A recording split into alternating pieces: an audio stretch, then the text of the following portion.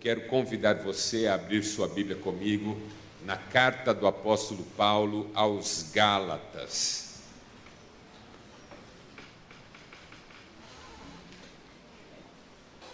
Nós vamos fazer a leitura em 3 trechos diferentes. Nós vamos começar no primeiro capítulo, versos 6 a 9. Depois vamos para o terceiro capítulo, versos 1 a 5.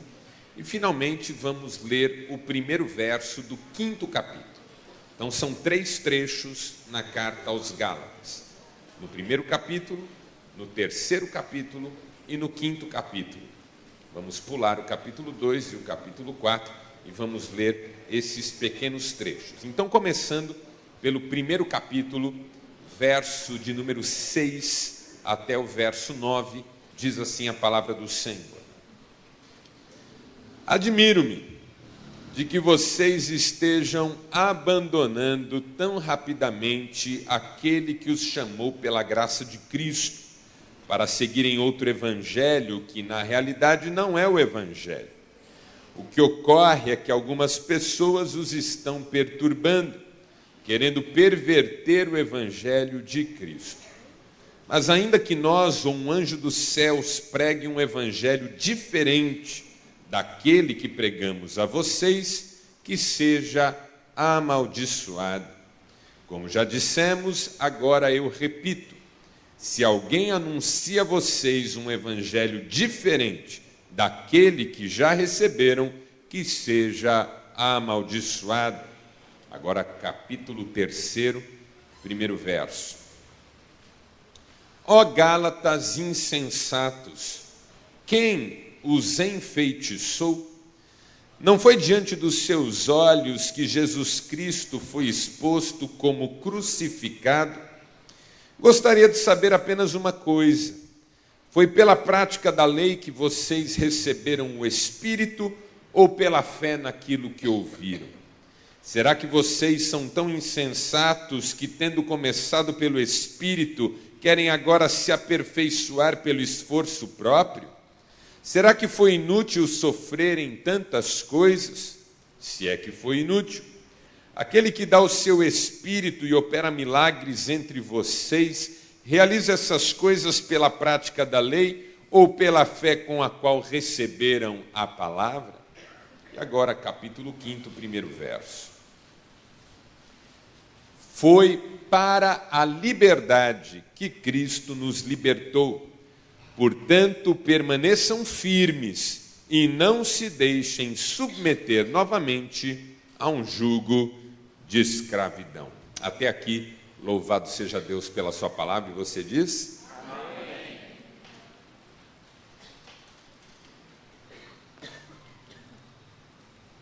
45 anos não são 45 dias.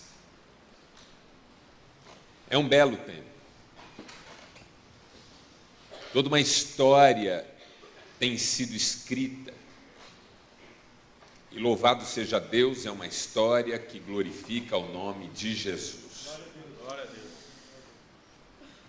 Ocorre que a passagem do tempo também impõe os seus desafios, as suas exigências. Eu me lembro a primeira viagem que eu fiz para a Turquia, para pregar num congresso de missionários latinos que atuam no mundo islâmico. Voo de São Paulo até a Turquia, 13 horas de viagem. Classe econômica, obviamente. Eu não sou baixo, eu sou alto, razoavelmente alto. Aquele banco de avião apertado. Pensei comigo, o que é que eu vou fazer para o tempo passar?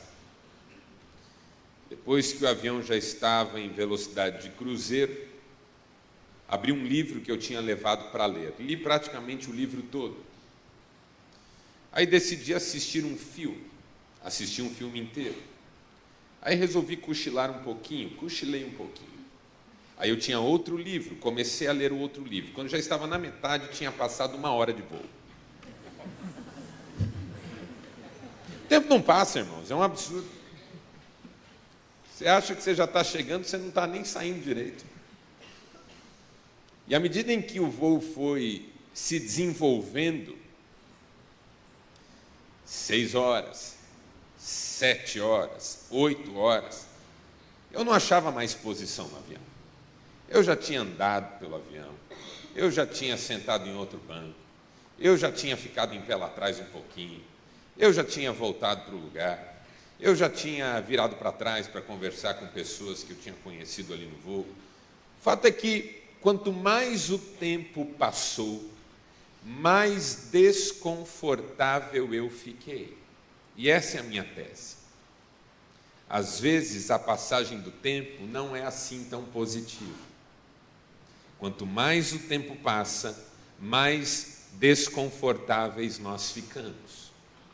Quanto mais o tempo passa, mais difícil se torna a relação com aquilo que o tempo nos impõe. 45 anos não são 45 dias. E no processo pode ser que você tenha se tornado um tanto quanto desajeitado, que você tenha ficado um tanto quanto desconfortável. Se você pegar os exemplos bíblicos, você vai perceber que isso se mostrou verdadeiro na vida de várias personagens da palavra de Deus.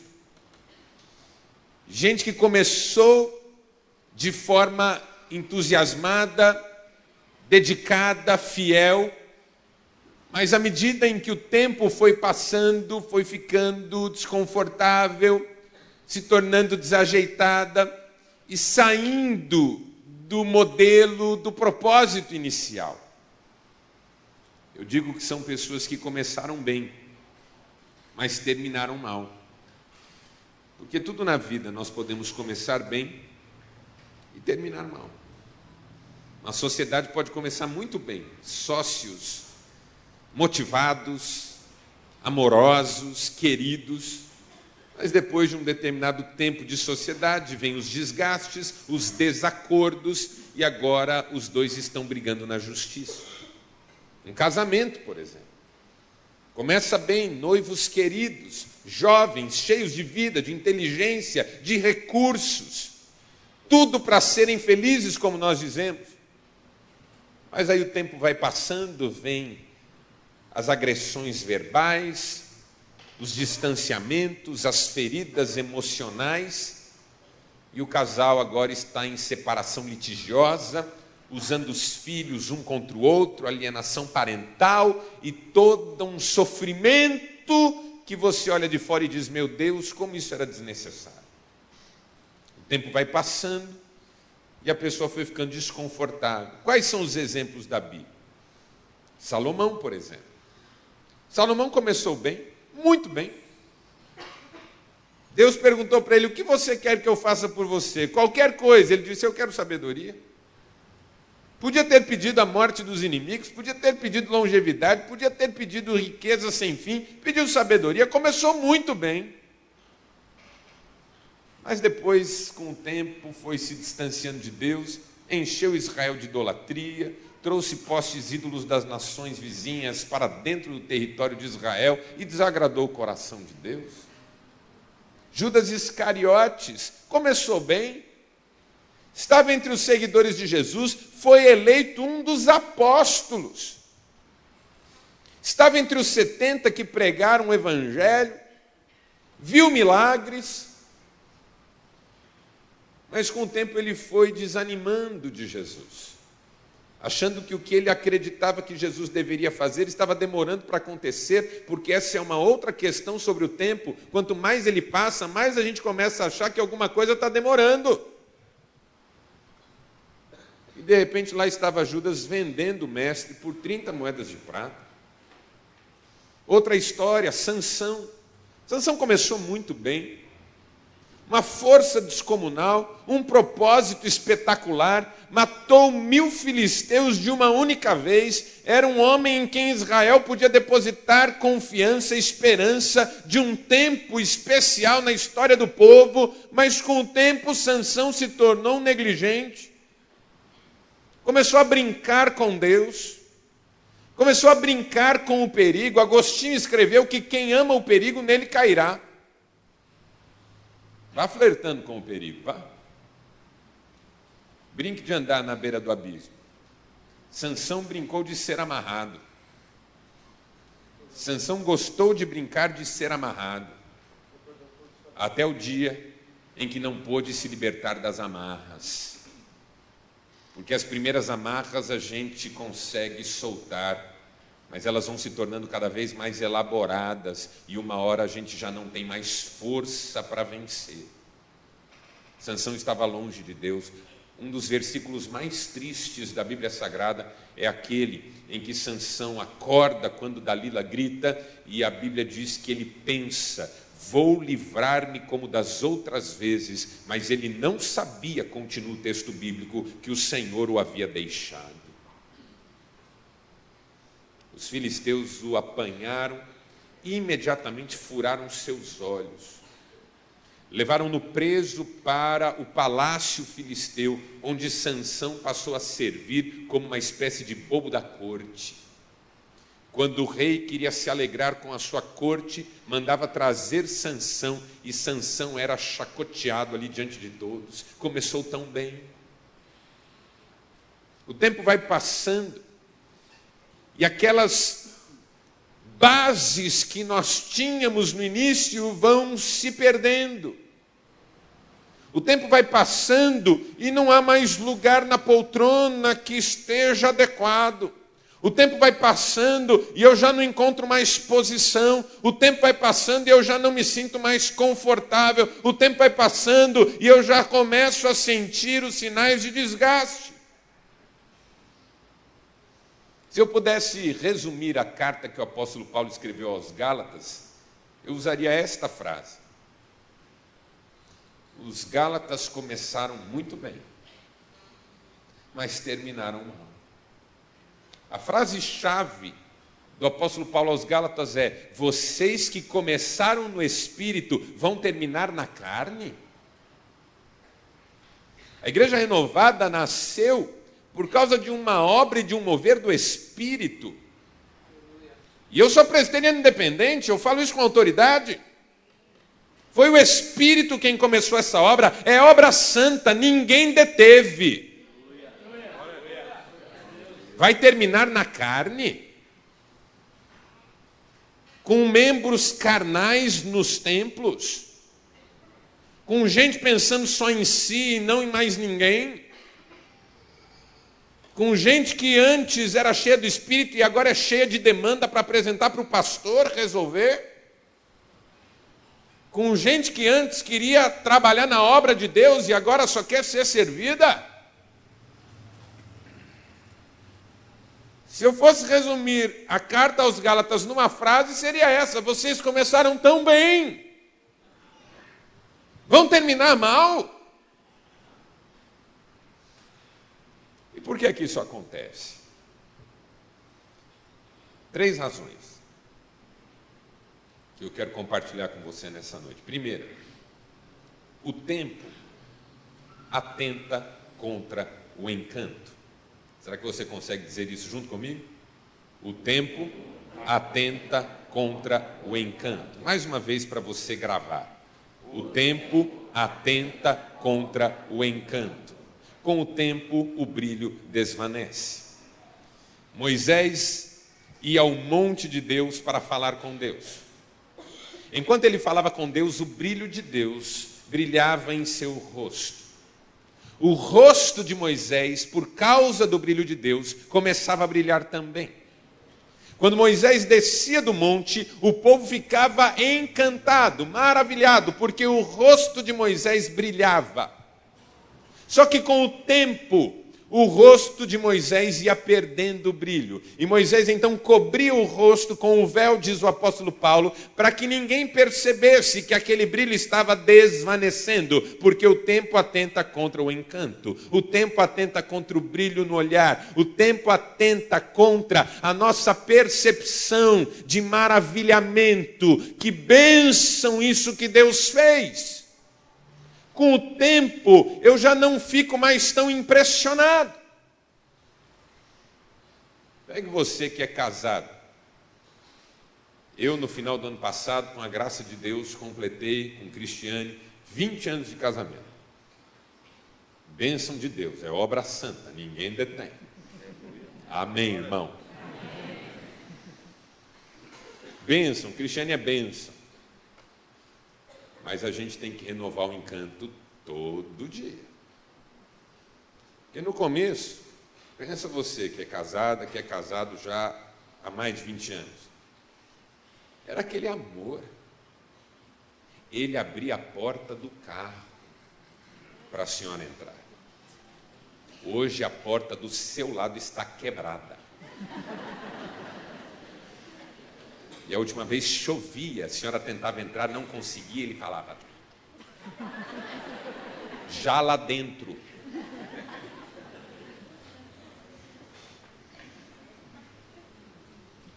Ele falava coisas tão lindas.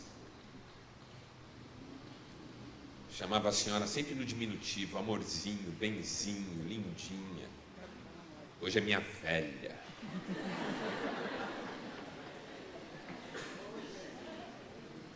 No começo andava de mãozinha dada, balançando até.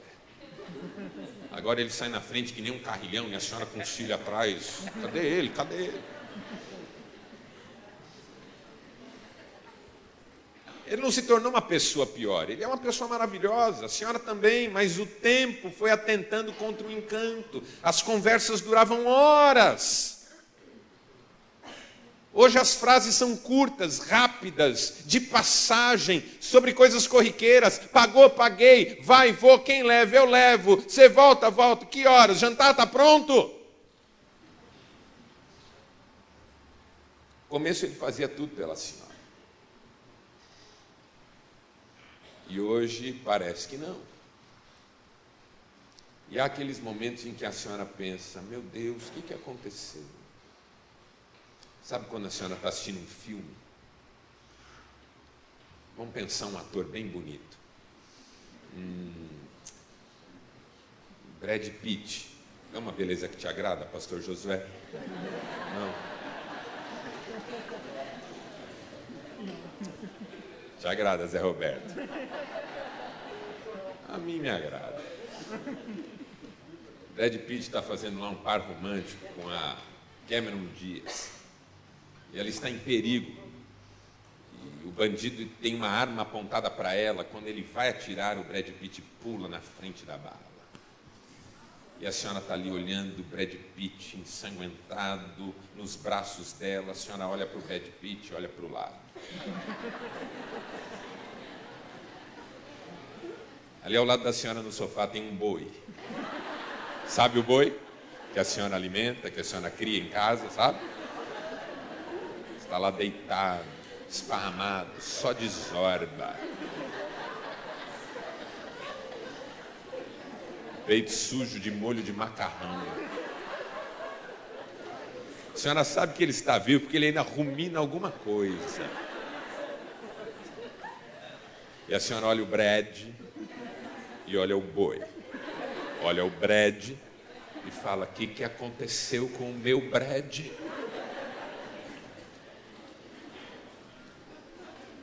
Pular na frente da bala? De jeito nenhum. Ele nem deixa eu me servir primeiro na refeição. Estou brincando com os maridos, é claro, até porque eu não posso fazer essa brincadeira com as esposas. O marido me entende nesse sentido. Para dizer o seguinte, o que acontece com a gente? Com o tempo, aquele brilho nos olhos parece que desvanece. Com o tempo, parece que a gente se acostuma. O Eugene Peterson tem uma frase em que ele diz assim, A familiaridade anestesia a percepção. Com o tempo eu fico insensível. Com o tempo já não me toca. Vamos trazer isso para o campo da fé. No começo da minha vida cristã, eu era tão encantado com Jesus, tão maravilhado com Deus. Ler a Bíblia era alguma coisa tão fascinante. Cada texto uma lição, cada texto uma palavra poderosa, cada texto uma revelação do céu. Servir na igreja era um privilégio, ainda que eu trabalhasse o dia inteiro em qualquer outro lugar. Quando chegava na reunião dos crentes e eu podia servir, aquilo era como que um prêmio para o meu dia.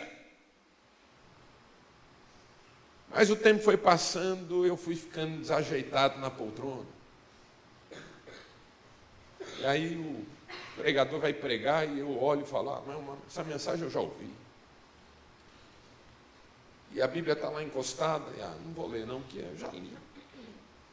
Antes eu chorava com músicas tão lindas, hoje eu não vejo a hora de acabar. Por quê? Porque o tempo atentou contra o meu encanto. Isso aconteceu com a igreja em Éfeso.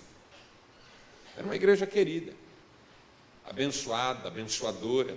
Quando Jesus manda uma carta para essa igreja através de João, ele diz, eu conheço a tua obra, conheço o teu labor, conheço a tua dedicação, conheço o teu serviço, conheço o teu rigor espiritual, mas tenho contra você uma coisa, que abandonaste o teu primeiro amor. Veja onde caíste, arrepende-te e volta à prática das primeiras obras. O tempo atentou contra o encanto em Éfeso. O tempo atenta contra o encanto. Eu era tão encantado com o Espírito, agora mal ouço a sua voz.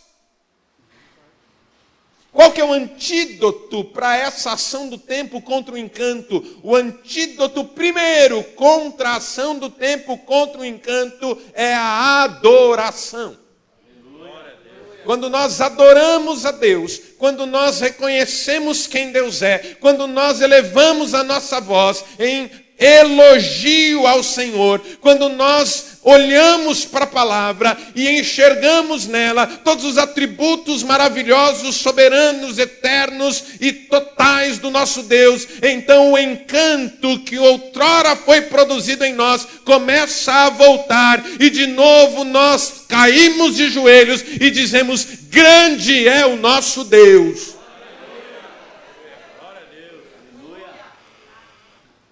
Nós estamos vivendo numa sociedade em que o encanto está quase que única e exclusivamente direcionado para a novidade. Porque se o tempo atenta contra o encanto, o que é que consegue chamar a nossa atenção? A novidade. Porque a novidade acabou de chegar, ela ainda consegue receber um pouco do meu interesse. Pastor novo na cidade, carro novo na concessionária, música nova no culto, roupa nova no guarda-roupa, comida nova, diferente para comer, restaurante novo que abriu, viajar para um lugar novo que eu nunca conheci, mas isso dura pouco. Porque quem perde o encanto por Deus, perde o encanto pela vida. Quem perde o encanto por Deus, perde o encanto pela família. Quem perde o encanto por Deus, perde o encanto por tudo que cerca. Mas quem adora, se encanta com Deus e a alegria de viver toma conta de seu coração em todas as áreas da vida. Uma pessoa encantada com Deus é uma pessoa encantada com o seu próximo. Uma pessoa encantada com Deus é encantada com a família. Uma pessoa encantada com Deus é encantada com a Bíblia. Uma pessoa encantada com Deus é encantada com o ministério. Tem brilho no olho, tem sorriso no rosto, tem alegria de viver, desfruta com prazer. Estar aqui é uma bênção. A oração que eu quero fazer com você nessa noite é essa: Senhor, renova o encanto. Porque não é a novidade que vai me encantar, mas é a renovação que vem do Espírito Santo que vai me encantar de novo com o mesmo Deus, com a mesma fé, com a mesma palavra, com o mesmo serviço, com o mesmo ministério, com a mesma trajetória que eu tenho feito há tantos anos, porque aquele que começou a boa obra em nós, certamente há de aperfeiçoá-la. Aleluia! Adoração é o antídoto contra a perda do encantamento. Segunda lição que eu quero compartilhar com você: o tempo atenta contra a memória. Vamos dizer isso juntos? O tempo atenta contra a memória. Mais uma vez para você guardar. O tempo atenta contra a memória. Com o tempo a gente esquece. O tempo é especialista em nos fazer esquecer. Independentemente do quão privilegiada é a sua memória, com o tempo é mais fácil você esquecer do que lembrar. Quando você... Lembra antigamente que a gente guardava número de telefone? Não faz tanto tempo assim. Mas se alguém dava um número de telefone, a gente anotava. Quando ia ligar, tinha que conferir o número. E aí... discava o número da pessoa, lembra, Zé Roberto? Aquele movimento, os jovens não sabem o que é isso, o que é discar para alguém, discar no telefone. À medida em que você ligava muitas vezes para uma pessoa, você guardava o número dela. Nós tínhamos uma zeladora na nossa igreja, que era expert em guardar números de telefone. A gente nem consultava mais a agenda da igreja, perguntava para ela: irmã, qual que é o número de tal pessoa? Ela já dizia na hora. Tadinha, ficou obsoleta. Primeiro porque a gente não grava mais número, está tudo já na agenda do celular. E segundo, as pessoas trocam de número de telefone como trocam de roupa. Ah, agora eu não tenho mais aquele número, é outro. Ah, anota aí meu novo número. Agora não é mais Vivo, agora é TIM. Agora não é mais TIM, agora é Oi. Agora não é mais Oi, agora é Claro. Agora não é mais Claro, é Vivo de novo. E assim vai. E a gente não guarda mais. Mas mesmo pessoas que tinham facilidade de guardar números, se passavam muito tempo sem usar o número, o que acontecia? Esquecia. É assim na vida. Tudo que a gente tem armazenado na memória, se a gente não chama de volta de vez em quando, esquece. A passagem do tempo atenta contra a memória, porque com o tempo a gente esquece. Relacionamento é assim, com o tempo a gente esquece. Esquece que a pessoa foi fundamental para nós num determinado momento da vida. Esquece o quanto a pessoa nos ajudou em determinado momento. Hoje de manhã eu contei a história de um sujeito que me procurou no gabinete e disse: pastor, estou aqui para dar uma satisfação para o pastor, vou separar da minha mulher. Eu não conhecia ele, não conhecia ela, a igreja é muito grande. Falei: irmão, o que aconteceu? Ah, pastor, eu não aguento mais. Minha mulher não me ajuda em nada, não me apoia em nada, só me põe para baixo, só me desanima, só tem palavra ruim para me dizer, não me dá suporte, não está junto comigo nas coisas, uma mulher que só é contra. E ele falando, eu fiquei olhando e pensando só comigo: ele casou com a filha do Satanás, não é possível. Mulher ruim. Mas, como eu não conhecia ela nem ele, perguntei: escuta, quanto tempo você é casado com ela? Ele falou: mais de 20 anos. E vocês têm filhos? Temos 4, pastor, já são grandes já estão tudo adulto. Eu falei: e a sua esposa tem alguma atividade profissional? Ele falou: não, quando nasceu o primeiro filho, nós decidimos que ela ia se dedicar aos filhos em casa. E vocês têm funcionária doméstica? Não, a vida é lutada, ela que faz tudo. Ah, ela que faz tudo, ela que limpa a casa? Foi, é. Ela que lava as suas roupas? Foi, é. Ela que faz a sua comida? É. Ela que cuida dos filhos? É. Eu falei: então ponha-se para fora da minha sala. Ele falou: que isso, pastor? Eu falei: que isso? Pergunto eu. Se não fosse essa mulher, nem vivo você estava. Eu sem minha mulher não sou ninguém. Minha mulher viajou 5 dias, 5 dias. Eu fiquei 5 dias sem banho, comendo sucrilhos de manhã, de tarde e de noite. Quase morri, irmãos. Liguei para ela, falei, Cristiane, volta. Ela falou, estou voltando. Eu falei, não, volta hoje. Ela falou, eu vou voltar, mas não é hoje. Eu falei, não, volta hoje. Eu estou aqui sem banho. Ela falou, toma banho. Eu falei, não consigo. Estou com fome. Ela falou, come. Eu falei, não consigo. Estou com a barba por fazer, estou sujo e acho até que estou doente. Volta que eu vou morrer, eu disse. Ela falou, mas amor, eu vou voltar. Eu falei, volta hoje. Ela falou, mas eu saí hoje de manhã. Imagina a minha situação. Ora, aquela mulher fez tudo por aquele homem a vida toda.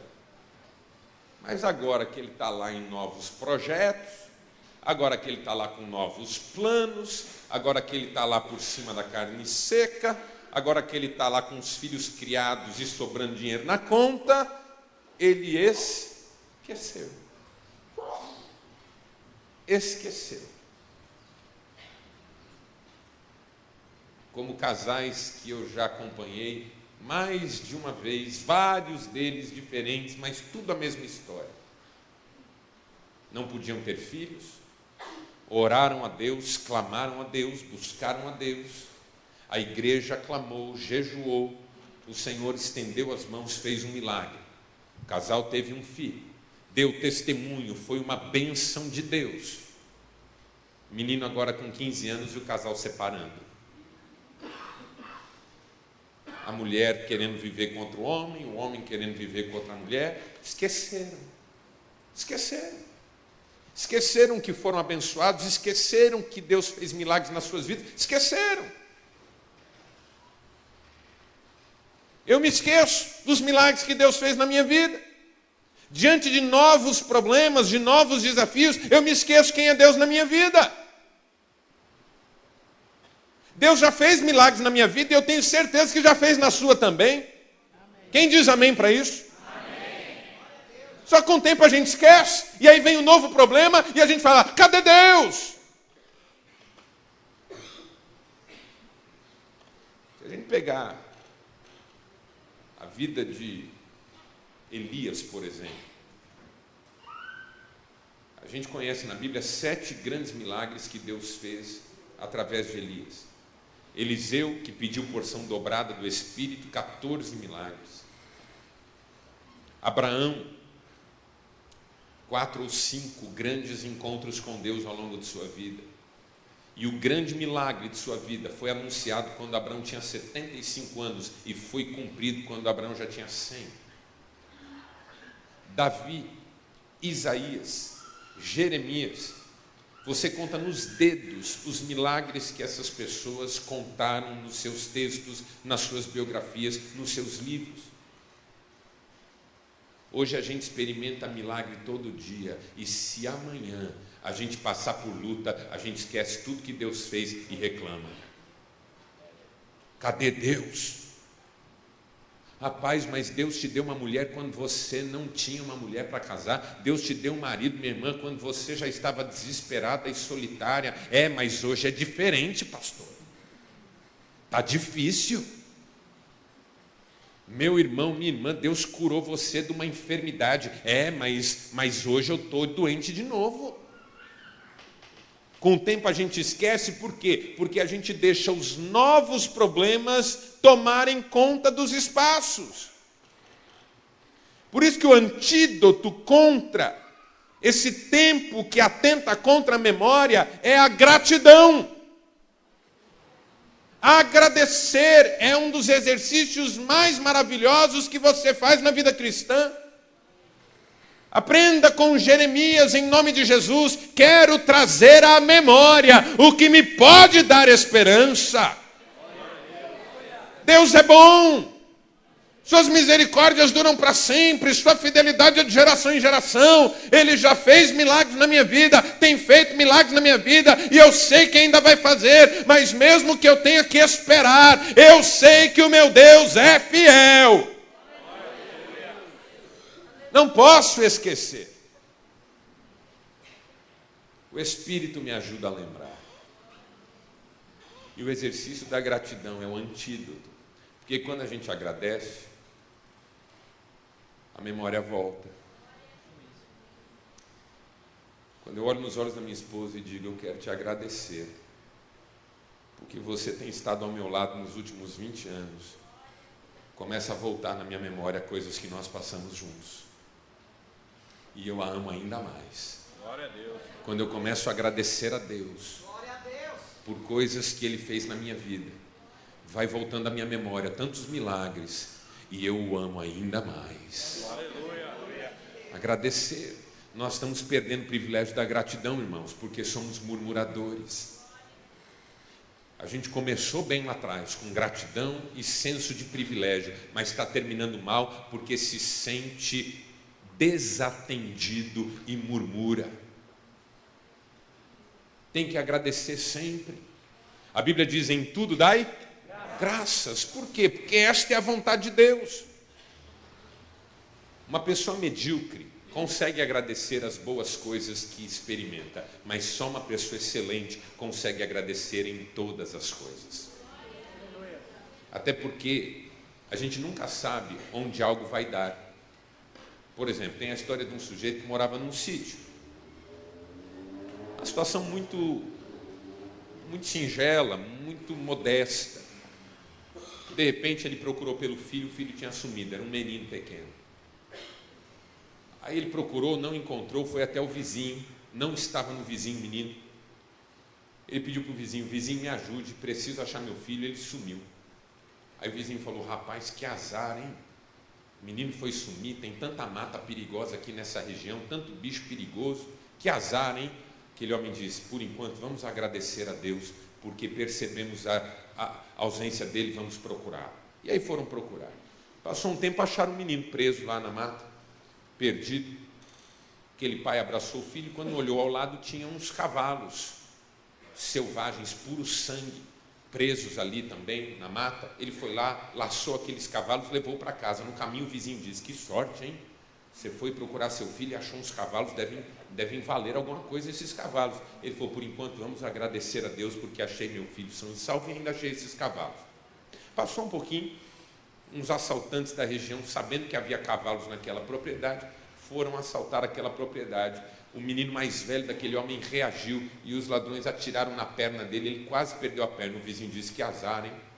Você foi trazer esses cavalos para casa, agora vieram esses ladrões, atiraram no seu filho e disse, por enquanto vamos agradecer a Deus, que o meu filho está vivo e esses cavalos, se não eram para ser meus, que não sejam meus. Passou um tempinho, eclodiu uma guerra naquela região. Todos os jovens foram convocados, mas o filho daquele homem não, porque ele tinha um problema na perna. O vizinho disse, que sorte, hein? Você já sacou que essa história não tem fim, não é? Por quê? Porque eu não sei o que uma situação vai trazer para a minha vida amanhã. Estou reclamando hoje de não ter isso, mas eu não sei o que Deus vai fazer com essa ausência amanhã. Quando você estuda a vida de José, qualquer um que visse José na cadeia, naquele momento em que ele foi para a cadeia, olharia para ele e diria, coitado desse menino, que azar, acabou a vida dele. Foi tirado da casa do pai dele, vendido pelos irmãos, foi trabalhar na casa do Potifar, foi traído pela mulher do Potifar e agora está nessa cadeia do Egito. Acabou a vida desse menino. E eu digo no meu livro Viver é uma Arte, José nunca esteve tão perto do trono do Egito como dentro daquela cadeia.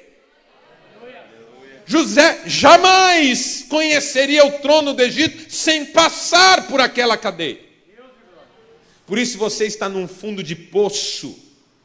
Procure uma porta, talvez não seja um poço, talvez seja um túnel para lugares maravilhosos em que Deus só leva você por ali.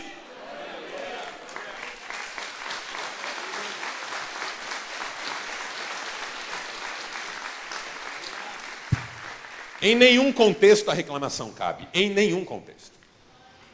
Porque toda murmuração significa, Deus, o Senhor não está cuidando da história corretamente. Se a história estivesse na minha mão, eu estava fazendo de outro jeito. Isso é uma reclamação em última instância. Então, se você não quer que o tempo atente contra a sua memória, agradeça. Louve ao Senhor. Em todo tempo louvarei ao Senhor, e o seu louvor estará continuamente nos meus lábios. Se a gente adora a Deus por quem Ele é e o encanto volta, a gente louva a Deus pelo que Ele faz e a gratidão enche o nosso coração. Dietrich Bonhoeffer escreveu que só quem agradece pelas pequenas coisas receberá as grandes. E eu acho que ele estava com a razão. Sabe por quê? Pensa no seu caso. Imagina que você tem um filho pequeno, 8 aninhos. Aí você chega em casa, mas antes de chegar em casa passou numa padaria. E na padaria viu aqueles aparelhos, aqueles recipientes que você põe uma moeda e sai uma bolinha, já viu? Aí você falou, vou levar uma bolinha para o meu filho. Pôs uma moeda de R$1 e ganhou uma bolinha daquela que na sua mão é tranquilo, mas fora da sua mão fica endemoniada na hora. Ela vai, pula, quebra tudo. Aí você, sem juízo nenhum, vai levar para o seu filho em casa. Aí você chega do trabalho, entra em casa, seu menino está jogando videogame, você fala, filho, mamãe chegou. Aí seu filho fala, aham, jogando. Filho, vem dar um abraço na mamãe. Agora não dá. Ô filho, mamãe chegou, quer te dar um abraço. Mãe, agora não dá. Filho, mamãe trouxe presente. Deixa aí. Filho, desliga esse videogame. Vem dar um abraço na sua mãe. Ah, que coisa mais feia e tal, não sei o quê. Aí levanta aquele jeito de criança, né? Super... um mau gosto, uma má vontade. Aí dá um abraço, você maldado. O que você pensa? Fala a verdade. Você dá a bolinha para ele e fala assim, o que eu faço com isso? Ah, o menino. O que você pensa? Nunca mais trago nada para esse menino. Não é assim que você pensa? Você é de carne e osso. Agora vamos imaginar o contrário. Você chega em casa com a bolinha, entra. Filho, mamãe chegou. Ele dá um pause no videogame. Mamãe, abraça sua perna. Eu sei que eu estou inventando isso, tá? Mas vamos lá, vamos inventar. Abraça sua perna. Que bom que você chegou, mamãe.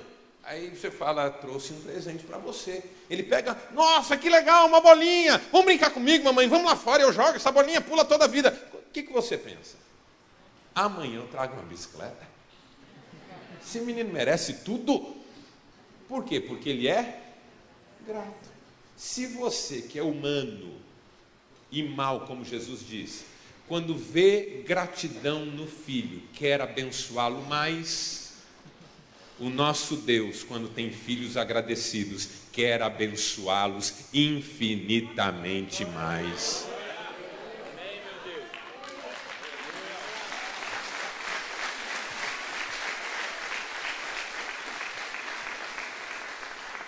E para a gente terminar, terceira lição. O tempo atenta contra o vigor. Vamos dizer juntos? O tempo atenta contra o vigor. Mais uma vez para você memorizar. O tempo atenta contra o vigor. Porque com o tempo a gente cansa. Normal em qualquer atividade na vida. Jogador de futebol que gosta do que faz, começa o jogo, está num pique total, final de jogo está cansado, e às vezes o corpo cansa antes da mente e precisa machucar para o sujeito entender que tem que parar. Começa a trabalhar numa atividade manual, 8 horas da manhã, deu meio-dia, está cansado. Começa a trabalhar num emprego, deu 5 anos, está cansado. Por quê? Porque o tempo atenta contra o vigor. Com o tempo eu não vou ficando mais forte, com o tempo eu vou ficando menos forte. Por quê? Porque a energia que eu tenho comigo, eu vou despendendo naquilo que eu estou fazendo, e com o tempo vai me sobrando menos. É assim que funciona na vida de todo mundo.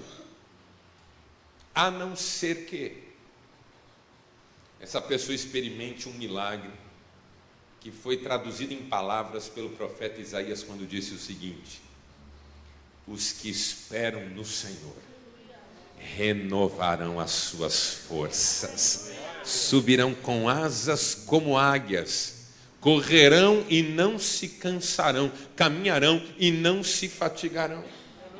Claro que com 20 anos de ministério você está cansado.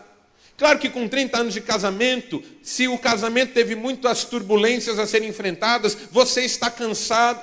Claro que se você está enfrentando uma luta financeira ou contra uma enfermidade e o tempo tem passado e os benefícios desejados ainda não têm se apresentado, você está cansado. Claro que quem enfrenta o sol escaldante de um deserto cansa com o tempo, mas nós não precisamos confiar apenas nas nossas forças. Nós temos um Deus que supre as nossas necessidades, que nos enche de vigor, que nos enche de graça, que nos enche de alegria e que renova o nosso vigor em meio às nossas lutas.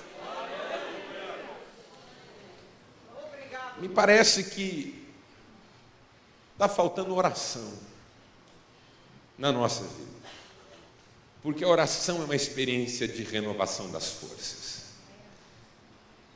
O antídoto contra a perda do vigor pela passagem do tempo é, sem dúvida nenhuma, a vida de oração. Porque quando eu oro, primeiro, eu me livro do peso extra que eu estou carregando. Um dia alguém me perguntou: pastor, quanto tempo uma pessoa deve orar por dia? Eu confesso que eu admiro muito quem ora muitas horas por dia. Martinho Lutero certa vez disse: eu tenho tanta coisa para fazer hoje que não posso orar menos que 3 horas hoje. A lógica dele era diferente da nossa. Na nossa é assim: eu tenho tanta coisa para fazer que eu vou orar pouquinho. Eu não tenho tempo para orar porque eu tenho muita coisa para fazer. Essa é a nossa lógica. A lógica de Martinho Lutero era: quanto mais coisa eu tenho para fazer, mais eu tenho que orar, porque eu não posso correr o risco de perder tempo fazendo a coisa errada do jeito errado, sem direção de Deus. Agora, mesmo que eu admire pessoas que oram muitas horas por dia, Jesus olhou para os discípulos e disse: vocês não puderam orar nem uma hora comigo? A grande questão da oração não é quanto tempo você ora. A grande questão da oração é como é que você levanta depois de orar. Por quê? Porque se você pegar a própria vida de Jesus, Jesus faz orações longas, como no Getsemane, mas orações curtas também, como diante do túmulo de Lázaro. O que é igual na oração curta e na oração longa? Depois que ele termina, ele tem convicção de que Deus está no controle. Aleluia! Então, eu só tenho direito de levantar da oração quando o meu coração está cheio de convicção que Deus está no controle. Porque eu passei 3 horas orando, mas levanto desesperado, eu não passei 3 horas orando. Se eu passei 5 minutos orando e levanto desesperado, eu não passei 5 minutos orando. Mas se eu oro 5 minutos e levanto em paz, foi tempo suficiente. Por quê? Porque é o tempo que eu preciso para derramar. Quanto mais eu preciso derramar, Jesus no Getsemane precisava derramar mais. Porque, como ele mesmo disse, a minha alma está angustiada até a morte. Então eu preciso derramar mais, eu preciso de mais tempo na presença de Deus. Mas diante do túmulo de Lázaro, ele já tinha dito há 4 dias: eu vou ressuscitar Lázaro, está tudo certo. Então a oração pode ter uma frase só. Ou seja, o tempo da minha oração tem que estar intimamente relacionado ao tempo que eu preciso para levantar em paz e confiante de que Deus está no controle. Aleluia. Claro que eu quero orar mais do que o tempo apenas para derramar o coração, porque eu também quero adorar, eu também quero louvar, eu também quero buscar intimidade, mas o que eu não posso é levantar da oração sem confiança. Porque a pessoa que fica 2 horas orando e levanta, porque, meu Deus, o que vai acontecer agora? Ih, mais uma notícia está vindo aí. Ai, Jesus, eu acho que eu vou morrer. Ué, que adiantou ficar 2 horas em oração? Está pior do que antes. Na oração, o fardo extra que eu carrego, eu deposito no altar. Pedro disse: lançando sobre ele toda a vossa ansiedade, porque ele tem cuidado de vós. A primeira razão da oração é que a oração me alivia. Porque a bagagem extra eu ponho. E ninguém vai mais longe carregando bagagem extra. Segunda coisa que acontece quando eu oro: o meu caminho é corrigido. Porque também não adianta você andar muito tempo no caminho errado.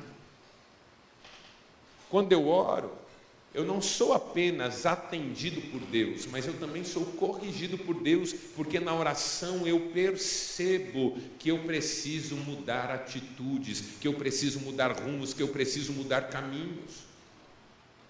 Eu já me ajoelhei em oração para pedir para Deus abrir uma porta, e em meio à oração eu estava dizendo: Senhor, eu nem sei se essa porta é boa para mim. Por quê? Porque Deus estava mudando o meu coração. Só quem ora muda de opinião. Você briga com uma pessoa, discute com uma pessoa por 2 horas, no final de 2 horas você pensa do mesmo jeito e ela pensa do mesmo jeito. Você ora 10 minutos com o coração aberto e Deus muda tudo. É o Espírito Santo convencendo. É Ele quem convence do pecado, da justiça e do juízo. Por isso, quando eu quero muito convencer uma pessoa, ao invés de eu debater com ela, eu oro por ela. Porque é Deus quem convence, é Deus quem faz essa obra. E em terceiro lugar, a oração é potencializada pelo Espírito Santo, porque nós não sabemos nem orar como convém, mas Ele nos socorre em nossas fraquezas, intercedendo por nós com gemidos inexprimíveis. E enquanto eu oro, o Senhor vai me abastecendo de um novo vigor, de um novo ânimo, de uma nova fé, de uma nova ousadia, de uma nova alegria. E quando eu levanto, eu digo: vamos em frente, Deus é conosco. Por isso que na oração do Getsêmani, Jesus levantou e disse para os discípulos: vamos, porque o tentador se aproxima, o traidor está vindo, eu não tenho nada com ele, a minha hora é chegada e o Pai será glorificado no Filho. Estava cheio de vigor de novo. Cheio de vigor de novo. Como um amigo que estava em meio a uma luta tão pesada. E aquela noite fatídica em que ele achou que tudo estava perdido. Ele pensava em tirar a própria vida, embora era crente. O Espírito falou com ele e disse: vá orar. Ele orou, orou e orou. De tanto orar e derramar a alma diante de Deus, dormiu no chão, prostrado, rosto em terra. Quando ele se levantou, acordou e se levantou, ele diz que foi como se ele tivesse ficado meses dormindo num estado de absoluto descanso. E ele estava pronto naquele momento para lutar quanto mais fosse necessário, porque Deus havia renovado o seu vigor. Que o Senhor derrame sobre você um batismo de vigor nessa noite, porque é possível que a sua luta não termine amanhã. Pastor, mas eu queria uma palavra diferente, eu queria uma palavra de que a minha luta vai terminar hoje ainda. Eu desejo isso para você, mas eu não posso prometer isso para você. Algumas pessoas amanhã continuarão enfrentando a mesma luta que enfrentaram hoje, e depois de amanhã e depois de amanhã. Mas os que esperam no Senhor renovarão as suas forças, subirão com asas como águias, correrão e não se cansarão, caminharão e não se fatigarão.